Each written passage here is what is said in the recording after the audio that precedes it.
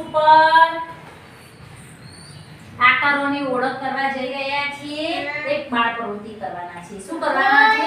બાળ પ્રવૃત્તિ. તેમાં મેં ઇયરબડ લીધા છે, પછી એક પૂંઠું છે એના ઉપર કાગળ લગાવી અને આકારો દોર્યા છે. આજે આપણે કામ કરીશું. ચલો આમાં મેં જોડી પાડી લીધા છે. ઇયરબડ લગાવવા દઈશું.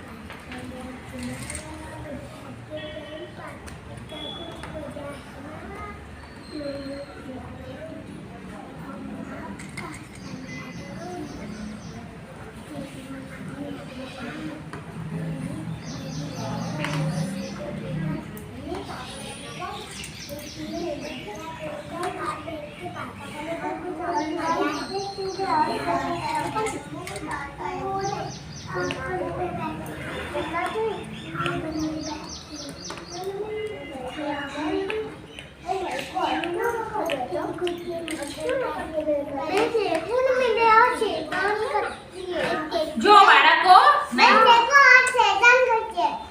તાળી પાડો. ચાલો આના કયો આકાર બન્યો છે? ચોરસ. કયો છે?